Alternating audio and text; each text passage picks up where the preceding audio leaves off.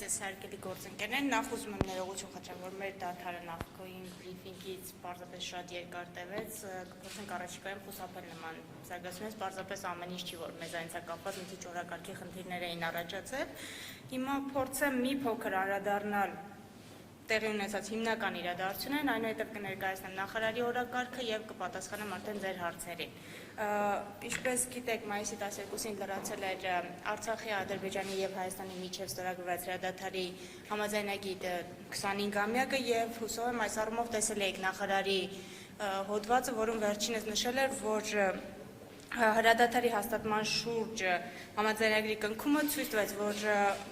կառուցողական բանակցային գործընթացը բոլոր կողմերի ներգրավումը հնարավորություն է տալիս հասնել շոշափելի արդյունքների եւ տեղի ունեցած միջոցառումների մասով ասեմ, որ մայիսի 7-ին Երևանում կայացել էր հայ-ամերիկյան ռազմավարական երկխոսության անդրանիկ նիստը, նոր օրակարգով այս երկխոսությունը եկել էր փոխարինելու հայ-ամերիկյան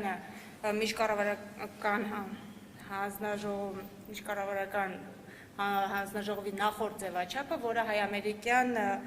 տնտեսական հարցով հայ-ամերիկյան հանձնաժողովն է, US Army Task Force-ը, եւ հանդիպման ընթացքում ստորագրվել են համապատասխան համաձայնագրեր, որոնց մասին վստահ եմ տեղյակ եք։ Մայիսի 2-ին Երևանում կայացել է հայ-էմիրաթական միջկառավարական հանձնաժողովի անդրանիկ նիստը,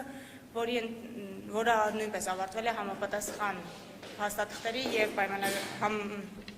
փաստաթղթերի եւ համաձայնագրերի ստորագրմամբ։ Մայիսի 3-ին Երևանում տեղի են ունեցել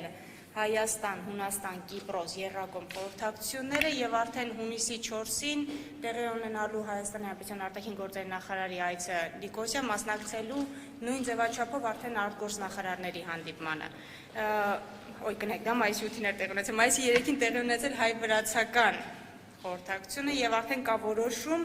հունիսին Երևանում անցկացնելու, հունիսի 27-ից 28-ը Երևանում անցկացնելու հայ-վրացական տնտեսական համագործակցության միջկառավարական հանձնաժողովի 10-րդ նիստը եւ հունիսի 28-ին Դիլիջանում անցկացնելու հայ-վրացական գործարարների համաժողովը։ Նախարարը օրեր առաջ Բրյուսելում մասնակցել է Արևելյան գործընկերության 11-ին նվիրված միջոցառումներին եւ բարձր մակարդակով համաժողովին, ինչպես նաեւ Հելսինկիում մասնակցել է Եվրոպայի խորհրդի նախարարական կոմիտեի նիստին, որը նվիրված էր նաեւ Եվրոպայի խորհրդի 70-ամյակին։ Եվ ԵԽ նախարարական կոմիտեի նիստում ունեցած իր ելույթում նախարարը ներկայացրել է Հայաստանի մոտեցումները 5 դրույթներում, որոնցում առաջինը ընդգծել է, որ հակամարտության գոտիներում դպրոցների, հիվանդանոցների կառուցումը եւ երեխաներ ունենալը միջազգային հանրային իրավունքի խախտում չէ եւ մարդու իրավունքների արժանապատվությունը եւ դրանց պաշտպանությունը չպետք է ընտրովի մոտեցում ունենան։ Գործ գոտիներ անընդունելի երևույթ են եւ դրանք որևէ դրսեւորում չպետք է ունենան։ Միաժամանակ նախարարը նաեւ ընդգծել է մեր ազգային եւ եվրոպական հաստատությունների հետևողական ամբրամվտման կարիքը, հատկապես մարդու իրավունքների ոլորտում եւ հատուկ ընդգծել է, որ կանոնադրական բոլոր մարմինները ԵԽ-ի պետք է ամրապնդվեն եւ ԵԽԽՎ-ն պետք է ձերբազատվի վերջնականապես կոռուպցիայից։ Ժամեր անց պարզապես նախարար մեկնելու է Բիշկեք մասնակցելու ՀԱՊԿ արտգործնախարարների խորհրդի նիստին, որտեղ քննարկվելու են խորհրդի օրակարգի հարցեր, այդ թվում նաեւ այն հարցերը, որոնք առնչվում են գլխավոր քարտուղարի նշանակմանը եւ գլխավոր քարտուղարի լիազորությունների վաղաժամ դադարեցման դեպքում բոլոր այն քայլերին, որոնք ուղղված են այդ իրավական բացի լրացմանը։ Եվս մեկ հայտարարություն մայիսի վերջին, մայիսի 25-ին եւ 26-ին տեղի ունենալու Չինաստանի արտգործնախարար Վան Ինի այցը Հայաստան, այցի շրջանակներում նախատեսված է նաեւ 2 միջազգային պայմանագրի եւ 1 միջազգային պայմանագրի չհանդիսացող փաստաթղթի ստորագրություն։ Այցի մասին մանրամասները մի քիչ ավելի կտեղեկացնենք։ Եվ մայիսի վերջին տարածաշրջանային այց են կատարելու ԵԱԿ Մինսկի խմբի համանախագահները, դրա մասին էլ արդեն ավելի կտեղեկացնենք, լրացուցիչ տեղեկատվություն կտրամադրենք, բայց այս առնչությամբ մեկ փոքր հարցի եմ ցանկանում նորից անդրադառնալ, թեև ԱԳՆ մեկնաբանություն եղել է, բայց այս առումով քննարկումները դեռևս շարունակվում են։ Ինչպես գիտեք, համանախագահների կողմից առաջարկ է եղել կազմակերպելու Հայաստանի եւ Ադրբեջանի արտգործնախարարների հանդիպումը եւ նախարարը երբ որ Բրյուսելում բրիֆինգի ժամանակ անդրադարձել էր առաջիկա հանդիպմանը, նա ի նկատի ուներ հենց այս հանդիպումը։ Պարզապես ցանկանում եմ նորից անդրադառնալ, որովհետեւ վերլուծություններն ու քննարկումները ցամփ ընդունված տեղեկատվության հիման վրա դեռևս շարունակվում են։ Ու եւս մեկ բան, օրը դեռևս հստակ չեմ կարող ասել, բայց հունիսին կայանալու է նաեւ Հայաստան ԵՄ Բրյուսելում կայանալու է նաեւ Հայաստան ԵՄ գործընկերության երկրորդ նիստը, որը վարելու են Հայաստանի Հանրապետության արտաքին գործերի նախարար Զորաբ Մնացականյանը եւ ԵՄ բարձրազնակատար Ֆեդերիկա Մոգերինին։ Իմ մասով փորձել եմ շատ կարճ լինել եւ այսքանը, հիմա պատասխանեմ ձեր հարցերին։ Այ հարցերի ասում ենք։ Էլեն Մուրադյան, Պարաթիվի առաջին հարցս հետևյալն է, արդյոք Հայաստանը համաձայն է բոլորը դիմաց սկզբունքին, որը առաջարկել էր Ադրբեջանը, երկրորդ հարցս վերաբերում է Ադրբեջան ԵՄ համաձայնագրին, երեկ արտգործնախարարության մամուլի խոսնակ Աբդուլլաևան անդրադարձել էր եւ նշել էր, որ փաստաթուղթը գրեթե 90%-ով պատրաստ է եւ նաեւ անդրադարձել էր Ադրբեջանի տարածքային ամբողջականության հարցին, որը որ այսպես է ընդգրկված, հղում է անում, որ արևելյան գործընկերության նախորդ փաստաթղթերի հղումներն են, ընդգրկված այդ փաստաթղթում, որտեղ ԵՄ-ն ճանաչում է Ադրբեջանի տարածքային ամբողջականությունը։ Այս առումով Հայաստանը ինչ քայլեր է ձեռնարկում, որպեսզի, այսպես ասած, չընդունվի այդ փաստաթուղթը եւ նաեւ նախորդ արևելյան գործընկերության 10-ամյակի նվիրած փաստաթուղթն էլ Ադրբեջանը չստորագրեց, այստեղ Հայաստանը որևէ դեր ուներ, թե ոչ։ Շնորհակալ եմ։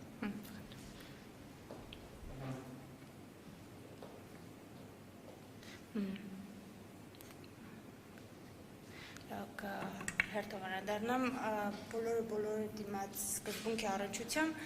գիտեք, այս ընդհանուր սկզբունքի առնչությամբ Արցախի իշխանությունները արդեն իսկ մեկնաբանությամբ հանդես են եկել, ինչ վերաբերում է Հայաստանի դիրքորոշմանը, հայտնել, որ Հայաստանը մշտապես հավատարիմ է իրական մարդասիրական գործողություններին, սակայն այդ մարդասիրական գործողությունները չպետք է հանդուրժեն անպատժելիությունը, հատկապես ծանր հանցագործությունների պարագայում, եւ հատկապես այն պարագայում, երբ որ մենք ականատես ենք լինում մարդու իրավունքների ոլորտում միջազգային իրավունքի եւ միջազգային մարդասիրական իրավունքի խախտումներին, անչափահասի միտումնավոր սպանությունը, ծանր հանցագործությունը ցանկացած հասարակությունում եւ ուստի բոլորի դիմացը սկզբունքը չպետք է հանդիսանա այն ելքը, որը արդարացնում է անպատժելիությունը եւ նաեւ մարդու իրավունքների ոլորտում միջազգային իրավունքի եւ մարդասիրական իրավունքի խախտումները եւ ատելության հողի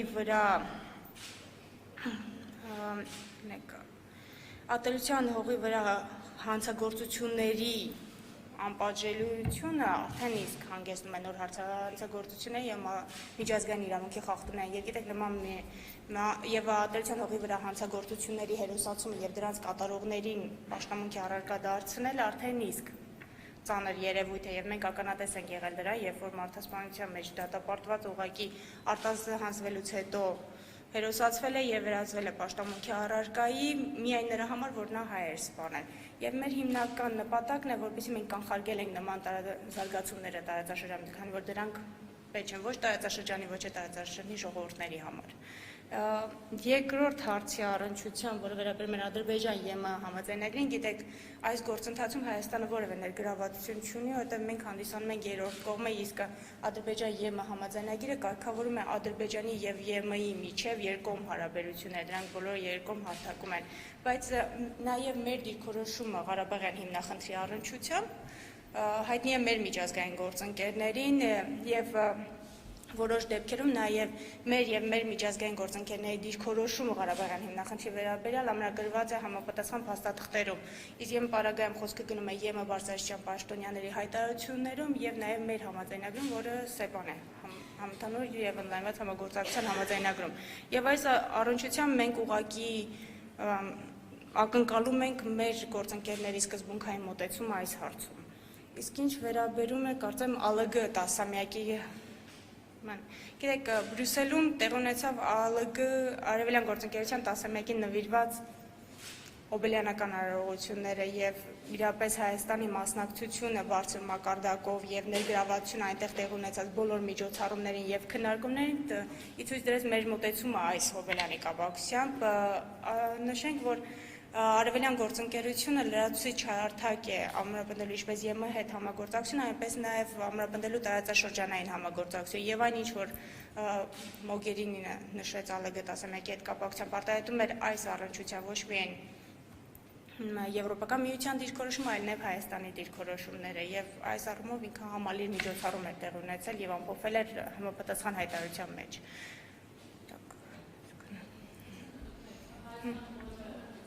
Նայեք, հայտարարությունը, որը ընդունվել էր, արտահայտում է ոչ միայն ԵՄ դիրքորոշումը, այլ արտահայտում է նաև Հայաստանի դիրքորոշումը։ Մնացած մասը։ Մի հավելում, օրեր առաջ Ադրբեջանի Միլի մեջլիսի նախագահը նշել էր, որ հայկական լոբին շատ լավ է աշխատում, որպեսզի Ադրբեջան-ԵՄ համաձայնագրում չընդգրկվի, հա, տարածքային ամբողջականության հարցը։ Ուզում հասկանամ, այս դեպքում էլ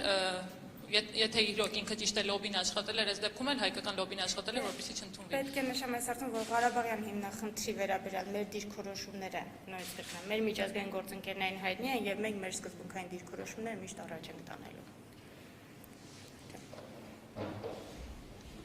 Հասմիկ Օհանյան, Կենտրոն հեռուստատեսություն, Բելգիայի խորհրդանն ընդունեց ցեղասպանության մասին ժխտողական ելույթներն արգելող օրենք, այնտեղ սակայն անդրադարձ չկա հայոց ցեղասպանությանը։ Ինչպես կմեկնաբանեք նման վերաբերմունք։ Շնորհակալություն։ Գիտեք, Բելգիայի այդ առնչությամբ նշեմ, որ հայոց ցեղասպանությունը հաստատված եւ ճանաչված պատմական փաստ է, որը հիմք է հանդիսացել ցեղասպանություն իրավական եզրույթի սահմանման, ինչպես նաև ցեղասպանության կանխարգելման եւ պատժման կոնվենցիայի մշակման համար։ Եվ ցեղասպանության ժխտողականության դեմ ցեղասպանության ընդունումը եւ դատապարտումը ոչ միայն պատմական արդարության վերականգնման գործառույթ է, այլ նաեւ ժխտողականության օրակարգի առաջմղման գործառույթ է եւ այս առումով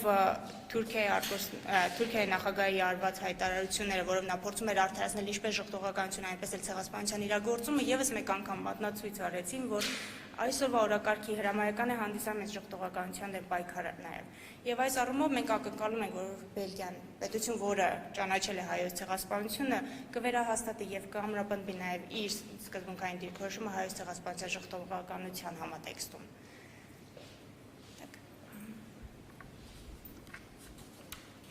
Շնորհակալություն, Նորայր Շողոկյան, Armenpress լրատվական գործակալություն։ Մայիսի 29-ին Բաքվում կայանալու է Եվրոպա լիգայի առաջնության եզրափակիչը, արդեն գրեթե պարզ է, որ Հենրիկ Մխիթարյանը չի մասնակցելու, որովհետև Բաքուն բավարար երաշխիքներ չի տվել Մխիթարյանի անվտանգության համար։ Միջազգային հանրությունը լայնորեն քննարկում է, արդեն կարելի ասել շաբաթներ շարունակ Հայաստանը դիրքորոշում չի արտահայտում։ Որն է Հայաստանի դիրքորոշումը Բաքվի նման քաղաքականության վերաբերյալ։ Առաջինը խնդրում շնորհակալություն հայտնել, ես վերջապես իմացա ինչ խաղեր լինելու Եվրոպայի լիգայի, չէ՞, որովհետև իմ մոտ խնդիրը առաջացել է Եվրոպա լիգայի առաջության հետ կապված։ Նախ նշեմ, մենք նշել ենք, որ եթե ադրբեջանական կողմից համապատասխան անվտանգության երաշխիքներ տրվեն, որոնք կբավարարեն եւ Հենրիկ Մխիթարյանի եւ իր թիմին, ապա արտաքին գործերի նախարարությունը որևէ առարկություն չունի Հենրիկ Մխիթարյանի մասնակցության Բաքվում կայանալիք խաղին։ Իսկ ինչ վերաբերում է այն լուրերին, որով քիչ նաեւ խնդրահարույց առաջացավ մեր մոտ նաեւ այն լուրերը, որ համապատասխան արգելքներ են ստեղծվել հայ երկրպագուների Ադրբեջան մուտքի հետ կապված, այդ լուրերը իրապես անհանգստացնող էին։ Գիտեք, մենք կողջունենք, եթե ադրբեջանական կողմը հավատարիմ լիներ այն սկզբունքին, որ ինքը հայտարարել էր օրեր առաջ, այն է, որ սպորտը վեր է քաղաքականությունից։ Առավել եւս սպորտում ռասիզմի եւ ալիատայության դրսեւորումները որևէ տեղ չպետք է ունենան։ Եվ այս առումով Ադրբեջանի կողմից նման երաշխիքներ չտրամադրում, նաեւ Ադրբեջանի կողմից ենթադրյալ հայկական ծագում ունեցող երկրպագուների մուտքի արգելքը ոչ այլ ինչ է, քան նման ռասիստական դրսևորման նոր դրսևորում եւ ըստ էության դա կասկածի տակ է դնում Ադրբեջանում նման կարգի միջազգային միջոցառումների անցկացումը։ Գիտեք, այս խաղով Ադրբեջանը հնարավորություն ուներ ցույց տալու, թե որքան է իրապես պատրաստ աշխատելու ժողովուրդների խաղաղության նախապատրաստելու ուղղությամբ, սակայն մենք ոչ միայն չտեսանք Ադրբեջանի որևէ ներդրում այս ուղղությամբ, այլ նաեւ ականատես եղանք ռասիզմի եւ ռասիստական նոր դրսևորումներին։ Բնականաբար մեր կողմից այս հանգամանքը բարձրացվելու է մեր միջազգային գործընկերների առջև, բայց իրականում փաստը ինքնին ցավալի է։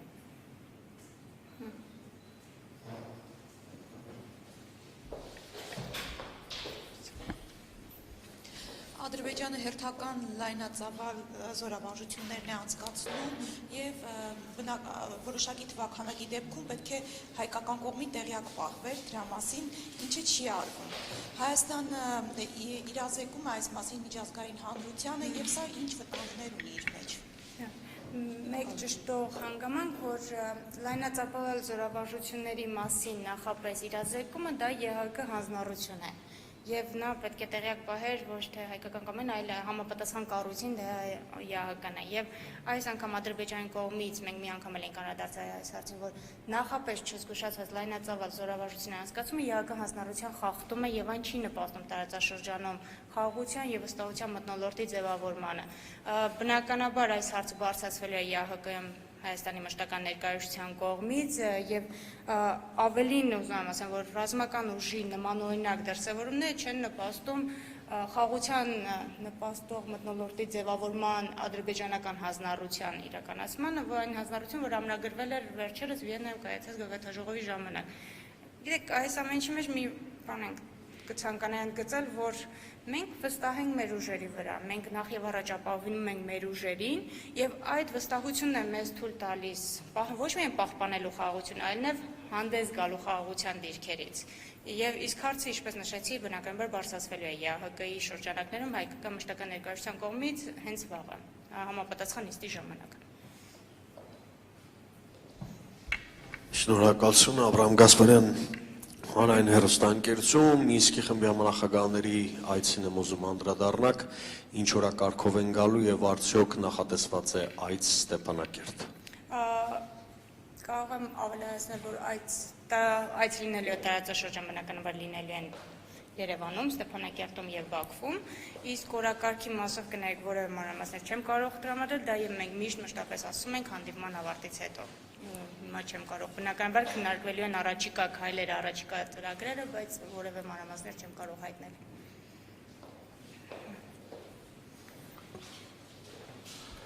Նաիրի Հոխիկյան, Շանթ հեռուստաընկերություն, օրերս հայկական, ռուսական, նաև բելառուսական լրատվամիջոցները լայնորեն տարածեցին, որ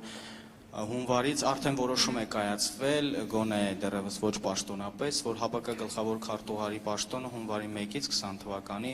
տրամադրվելու է Բելառուսի ներկայացուցիչ Ստանիսլավ Զասին։ Հիմա մենք գիտենք Զասի կենսագրությունը, գիտենք նրա գործունեությունը կապված Ադրբեջանի հետ, գիտենք նաև Հայաստանի, նաև վարչապետի մակարդակով դիրքորոշումը։ Հայաստանի արտգործնախարարը Բիշկեկում ինչպիսի դիրքորոշում է արտահայտելու կոնկրետ Զասի հետ կապված։ Հայտնի է, որ Բելառուսի ներկայացուցիչը պիտի դառնա գլխավոր քարտուղար։ Կոնկրետ Զասի հետ կապված Հայաստանը ինչ դիրքորոշում ունի։ Շնորհակալություն։ Այս առումով մի հատ հստակեցում նշեմ, որ այն, որ գլխավոր քարտուղարը նշանակվելու է 2020 թվականի հունվարի 1-ից եւ լինելու է Բելառուսի տեխնացիան, դա մենք կարող ենք ենթադրել, բայց ոչ պնդել, քանի որ չկա համապատասխան որոշում, եւ որ կլինի համապատասխան որոշում հավաքական անվտանգության խորհրդից, այդ ժամանակ մենք կարող ենք պնդել, թե ինչ զարգացումներ տեղի ունեցան դրա հետ կապված։ Եվ նշեմ, որ ուղղակի մի քիչ անդրադառնամ, որ ՀԱՊԿ-ը որպես հավաքական անվտանգության կազմակերպություն ղեկավարվում է անդամ պետությունների կողմից, հավաքական անվտանգության խորհրդի կողմից եւ այն ներկայացնում է անդամ պետությունների շահերը։ Գլխավոր քարտուղարը հանդիսանում է այդ պետություններին սպասարկող քարտուղարության վարչական ղեկավարը, ով որ պատասխանատու է, որպեսզի ապահովի պետություններին ծառայող քարտուղարության բնականon գործունեություն, անխափան բնականon գործունեությունը եւ նաեւ համակարգվի տեղում գործող մարմինների աշխատանքը։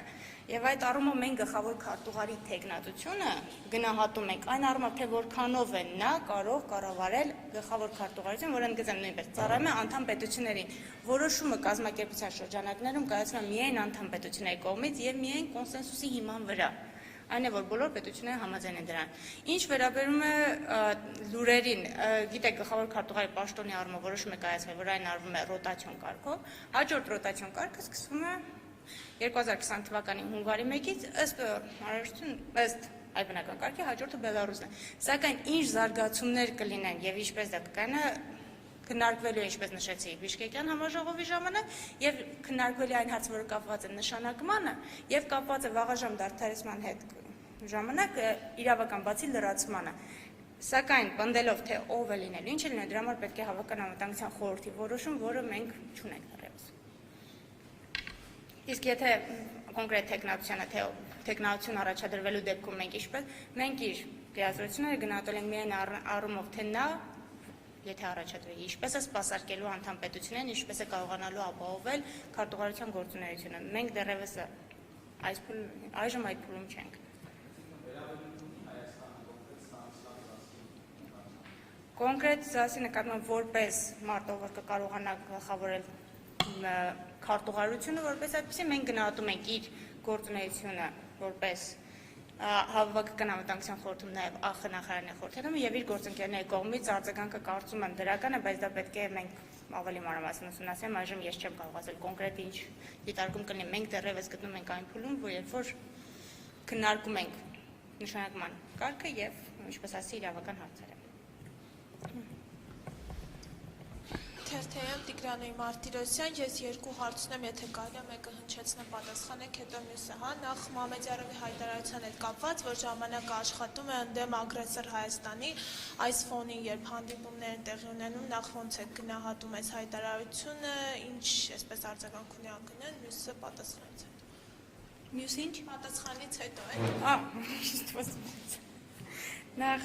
նշեմ Պարոն Մամեդյարովի հայտարարության հետ կապված, նշեմ, որ գիտեք, մենք նման բանավեճի մեջ ներգրավելու անհրաժեշտություն չունենք, տարածաշրջանի բոլոր ժողովուրդներին է անհրաժեշտ խաղաղությունը եւ ինչպես նշել է վարչապետը, կարգավորումը պետք է լինի ընդունելի Արցախի, Ադրբեջանի եւ Արցախի եւ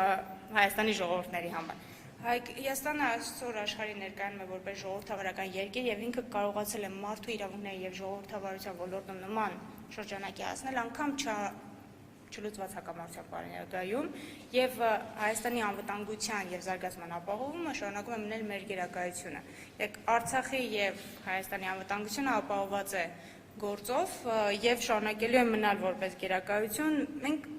նման դասախոսությունների կարիք թե ինչու մեծ առնտու չունենք, սակայն գիտենք, որ խաղաղությունը բխում է տարածաշրջանի բոլոր ժողովուրդների շահերից։ Կարգավորումը հիմնախնդրի ձեռնտու է տարածաշրջանի բոլոր երկրների, այդ թվում Ադրբեջանի տնտեսական եւ ժողովրդավարության զարգացման համար, սակայն տարածաշրջանում ժողովրդավարության ձևավորումը եւ ամրապնդումը նույնպես բխում է տարածաշրջանի կայունության, զարգացման եւ բարգավաճման տեսակետից։ Եվ երկրորդ հարց Ռուսաստանի ԱԳՆ-ի զեկույցի հետ կապված նեոնացիոնալիզմի տարածման, ռասայական խնդրականության, քսենոֆոբիայի մասին, որտեղ նաև Հայաստանի մասին հիշատակում կար եւ ասվում էր, որ Հայաստանը քայլեր է ձեռնարկել ոչ միանշանակ գործի հիշատակի հավերժացման ուղղությամբ նկատի ունենալով Գարեգին Նժդեհին, հա, սա ոչ առաջին այսպես արձագանքները ԱԳՆ-ի կողմից, ինչի են հիմա այս մասին նորից խոսում եւ ձեր դիրքորոշումը որն է, հա։ Դեք զեկույցին ծանոթացել ենք եւ այդ առումով կարող եմ ասել այսպես հայրենական մեծ պատերազմին հայ ժողովրդից մասնակցել է 600,000 մարդ, զոհվել են 300,000-ը, եթե չեմ սխալվում մենք ունենք 150 սովետական հերոս, 80 գեներալ, 6 մարշալ, եթե չեմ սխալվում թվերում։ Դա առաջինն է։ Երկրորդը Հայաստանը պայքարել է իր անկախության գոյատևման համար թուրքերի եւ կովկասյան թաթարների դեմ եւ հարգում է այդ պայքարում իր հերոսներին։ Երրորդը ցանկանում եմ նշել, որ Հայաստանը դեմ ժողովրդամարդու իրավունքների մոտենում է համընդգրկուն ձևով, ունի ժողովրդավարություն, կարգ եւ ունի բազմազանություն։ Սակայն միաժամանակ լինելով ժողովրդավարական եւ իրավունքի գերակայության երկիր, Հայաստանում կան օրենքներ, որոնք սահմանափակում են երկրում ռասայական կամ այլատիացիոն դրսևորման ցանկացած դեպքեր։ Եվ չորրորդը ցանկանում եմ գծել, որ Հայաստանը պայքարում է նեոնացիզմի, այլատիացիոն դեմ, քանի որ սեփական փորձից գիտի դրա վտանգները, քանի որ հանդիսանում է այլատիացիոն զոհ, նաև Հայաստանը պայքարում է ծայրահեղականության ցանկացած դրսևորման դեմ, լինեն դրանք տարածաշրջանում այլատիացիություն սերմանողները, թե սափրագլուխները, եւ այս առումով Հայաստանը միջազգային բոլոր ատյաններում պայքարում է նեոնացիզմի յուրաքանչյուր դրսևորման դեմ, եւ կարծում եմ այս ամբողջ համալիր ներկայացվածը կարելի է դարձնել համընդգրկուն պատասխանը ձեր հարցին։ Շնորհակալություն, Ազատություն ռադիոկան։ Մի քանի հարց ունեմ ձեզ։ Առաջինը օրերս Հունաստանում Հայաստանի դեսպանատանը Սևան Նիշանյանին շնորհվեց Հայաստանի անձնագիր։ Հայաստանի կառավարության այդ քայլը ինչ է նշանակում, ինչ կարող եք ասել։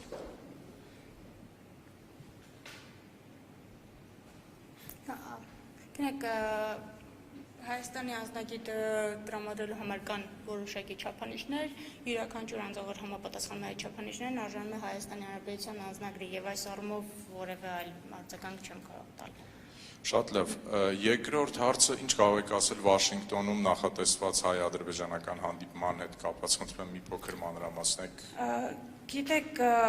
ես սկզբում նշեցի, որ համանախագահների կողմից առաջարկ է արվել կազմակերպելու Հայաստանի եւ Ադրբեջանի արտգործնախարարների հանդիպումը, մենք այս առումով սպասում ենք որոշակի տեխնիկական դետալների հստակեցման, մասնավորապես հրավիրող կողմը պետք է ըստ էության հստակեցնի անցկացման վայրը եւ ժամկետները, որպեսզի մենք կարողանանք համաձայնեցված կարգով հայտարարել դրա մասին։ Հաշվի առնելով նախկին հանդիպումների աշխարհագրությունը, որտեղ մենք ունեցանք հանդիպում տարբեր մայրաքաղաքներում, նաև ունեցանք հանդիպում համանախագահ երկու երկրների մայրաքաղաքում Փարիզում եւ Մոսկվայում, բնականաբար չի բացառվում, որ առաջիկա հանդիպումը կարող է լինել Վաշինգտոնում կամ կարող է լինել շատ մեկ այլ մայրաքաղաքում, բայց այս առումով մենք պետք է սպասենք, որպեսզի հրավիրող կողմը ինքը հստակեցնի իր համար եւ նաեւ ներկայացնի մեծ տեխնիկական մանրամասներ հատկապես կապված վայրի եւ տեղի հետ կապված եւ մենք դա միշտ հայտնում ենք համաձայնեցված կարգով, այս սկզբունքը մենք երբևէ չենք խախտել ու չենք խախտելու։ Շնորհակալություն։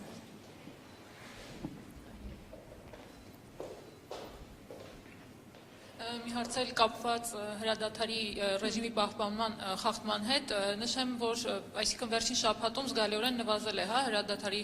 պահպանման ռեժիմի խախտումները Ադրբեջանի կողմից, արդյոք սա կապված է Բրյուսելում Հայաստանի եւ Ադրբեջանի վարչապետի ու նախագահի եւ արտգործնախարարների կարճ շփումների հետ, արդյոք այս հարցը քննարկվել էր, որ նվազել է խախտումները։ Որքան որ ես տեղյակ եմ, իմ գործընկերը հայտնել է, որ անդրադարձ է եղել շփման գծում վերջին զարգացում, կարծեմ Վլադիմիր Կարապետյանը հանդես եկել համապատասխան մեկնաբանությամբ, որ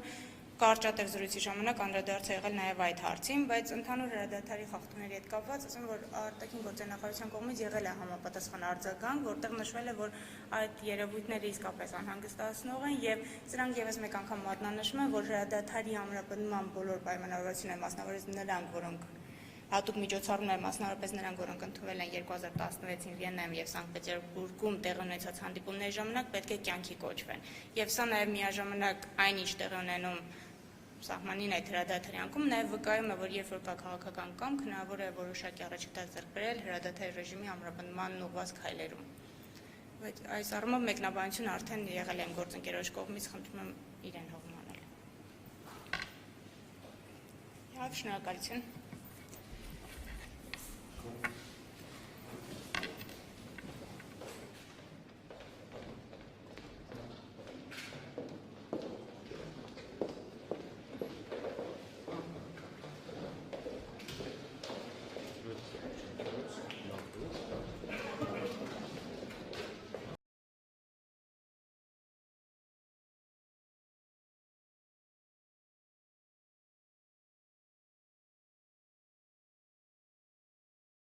Region that you think would not have happened without Eastern Partnership policy. Achievement, main failure, and one recommendation for the future. Thank you very much, Natalie. First of all, thank you very much, because every time someone is just about to utter my name, I feel guilt, because struggling with my name is not an easy thing, and you did it so well. So thank you very much. And thank you very much also, Thomas, for this excellent initiative and an opportunity to engage with the civil society in this collective thinking, collective analysis, which is extremely important, and also very happy to be in the company of Madame Alieva and a very good friend from the times we worked together in New York with Thomas. The question you are raising is perhaps it can be squeezed into a few sentences, but the thinking behind it is much, much deeper. Now, one thing I think, every time I think about it, is that when we say Eastern Partnership, I always remind myself this is part of the neighborhood policy, European neighborhood policy. But are we European neighbors, or we are Europe? Are we getting closer to Europe, or we are Europe? That is the fundamental question. Because I think it is insistence on consolidating Europe through all those mechanisms that we have, through all those platforms that we have. Again, with Thomas, we have that advantage of having been to the UN and seeing the world it becomes so obvious that Europe has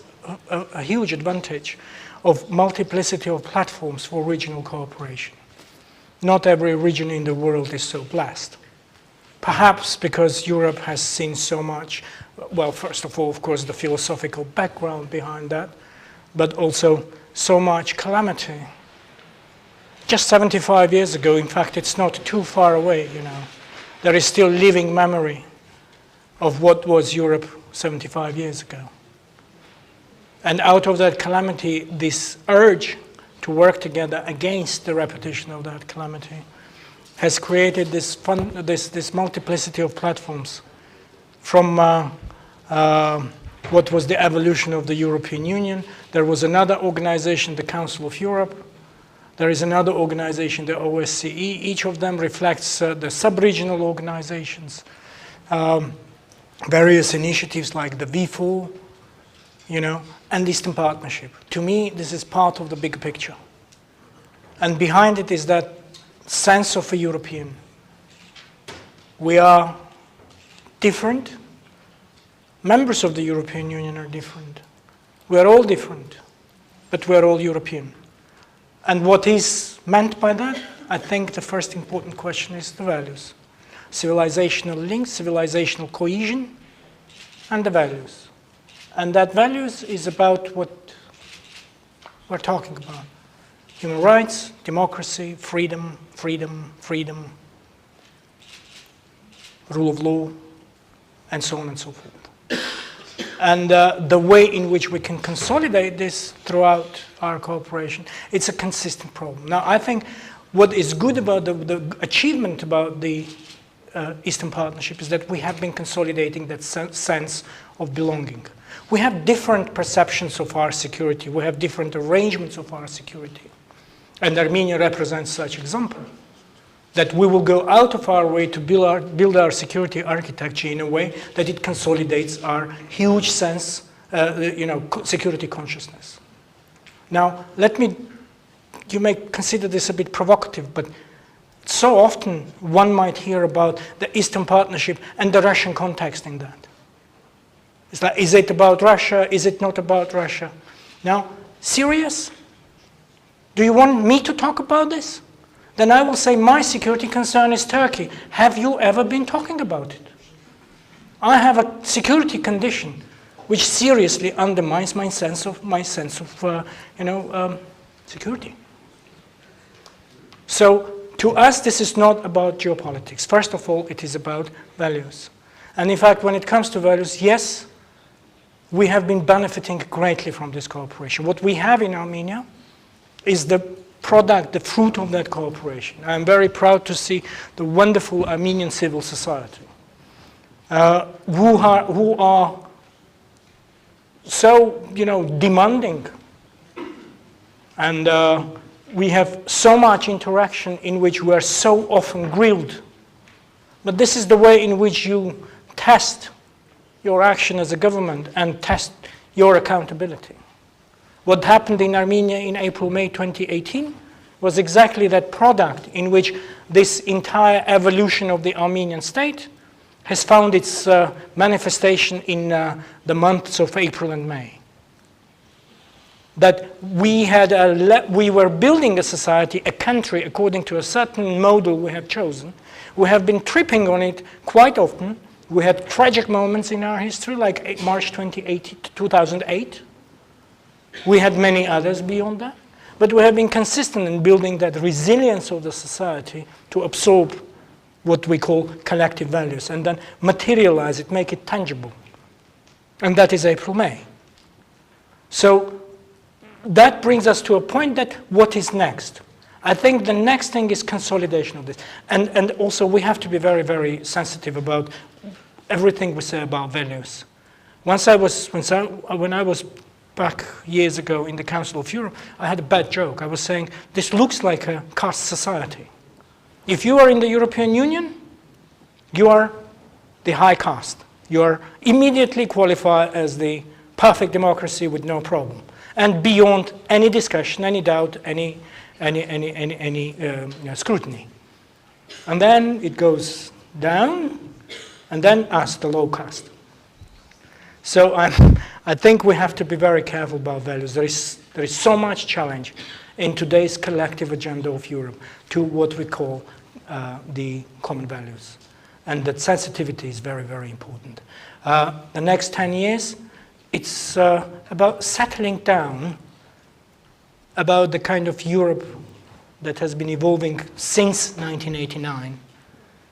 and consolidating that Europe since 1989. We may be in different frameworks of cooperation, different security formats, different ways of building our national agenda. We're all driven by our national agenda, by our national interest. But consolidating that collective Europe, collective European agenda, the Eastern Partnership, I think, is a considerably important part of that broader architecture of what is the great project of Europe. So that, to me, is the broad agenda before us for the next phase. And there are many specifics how to build it, which I think will come up in our interactive. There were various interesting discussions, various interesting ideas floating now about what to do next. And those are all subject to our collective discussion, assessment. The Polish colleagues have come up with some very precise ideas, very interesting. Let's discuss, let's continue working to amplify our the instruments in our hand, but at the heart of it is the idea of Europe, which has become so accessible